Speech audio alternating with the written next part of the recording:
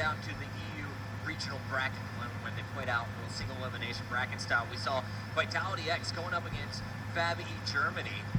And in that match, it's pretty darn close. What's interesting for me is they lost their first game on the map we're going to see them play Optic on. Really? And that is Biolab Hardpoint. Where they shine, they took Germany to round 11 in Search and Destroy. There you go. That's what you want to hit. And were able to dominate the capture the flag game 5-2 against Germany before eventually losing uplink. So I really think they need to open up stronger this time around as they head over to Biolab, especially if they want to contend with this Optic Gaming squad. And Nadeshot, I've been calling him Slay Shot when he goes off. This is the map we've seen him drop 44 kills on.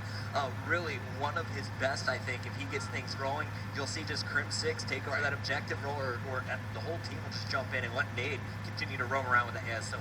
And that's the thing, you can't just look at the numbers with that, because sometimes you'll see a player who only has like 20 kills. And that goes for a lot of the objective players in Call of Duty esports, but there's only so many kills you can pick up in a game, especially when you have players like Formal, like Scumpy, like Crim, who are all dropping, nearly 40 kills every single game. So he is a player who can go off, but I wouldn't sit there and expect it. All right, well, if you don't know him already, guys, let's introduce you to one of the biggest personalities in Call of Duty, Matthew Nadeshot Haig. In 4 short years of professional play, Matt Haig, also known as Nadeshot, has risen through the ranks to become one of the most prolific and recognizable players in the history of professional gaming. With over 1.6 million subscribers on YouTube and over 1 million followers on Twitter, he is one of the most recognizable players in esports history. I met up with him outside of Chicago to talk about his personal life, Optic Gaming, and his rise to esports fame.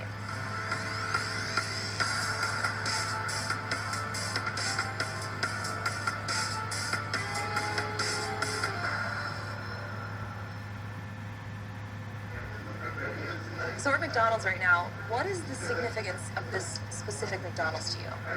To be honest with you, this is where it all started. I got a job here when I was 15 because my mom was really on my case because I was playing video games all day and she just wanted to make sure I knew the value of the dollar. It's like, get a job. And I'm like, Mom, I'm 15, give me a break. And to be honest with you, I was really shy when I first started, and I actually made a lot of good friends here that kind of brought me out of my shell, and that kind of helped propel me into a YouTube career. So now, at this time, were you actually making any money gaming, or was it mostly just for fun? It was the start, you know what I'm saying? At the time, I wasn't doing YouTube or live streaming, so all my income was coming from tournaments. But in those times, we were playing for only a couple $100s, and I wasn't winning those tournaments. So you can imagine, put 2 and 2 together. So when was it that you were like, okay, gaming is officially my job? January of 2013, we had Black Ops 2 out on the pro circuit, and so for whatever reason, it's like the floodgates opened and everything just started clicking, and everything that I hoped was going to work out worked out. I feel like a lot of the success I have today was just timing. I hit the right wave at the right time, and I think that's what it's all about for a lot of people that are successful. Tell me about the Optic House. What is that like living with your teammates, practicing and working together pretty much 24/7, it seems like? The Optic House is an amazing place. It really is. Everybody that I'm actually staying with, I feel like they're my best friends. And we've just been helping each other out throughout our careers. This probably isn't all going to last forever, so I'm just really valuing that I have the time with my friends right now and making the best out of every situation that we have together. So now growing up, what was your family like? Were they supportive of your gaming? How does that all come into play? Well, it was a little tougher at first because I had to try and sell them on the idea. I think when any parent sees their child doing something that's really out of the ordinary, that's going to raise a lot of red flags. So I can imagine what they thought about it, and I think that's the main reason why my mom made me get a job, because she was worried that I was just going to waste my life away behind my computer screen. Do you think she would approve?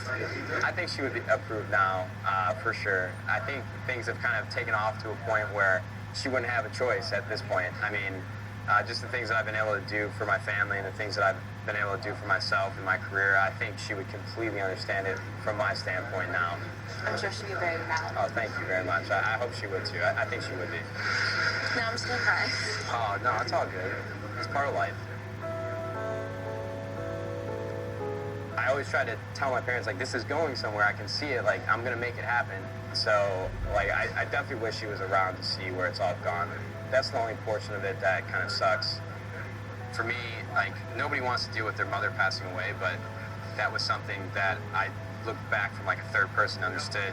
You're going to learn from this.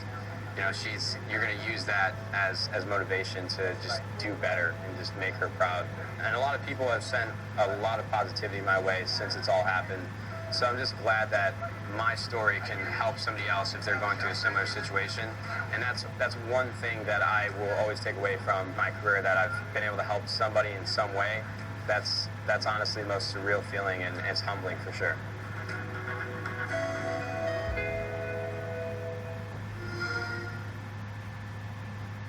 We're back here with Rambo Ray. Nadeshot's come a long way, man. We've seen the young boy when he was going to events, working at McDonald's. Our first event. Yeah, our first event was his first event. I remember it was him and Felonies, and God, he must have been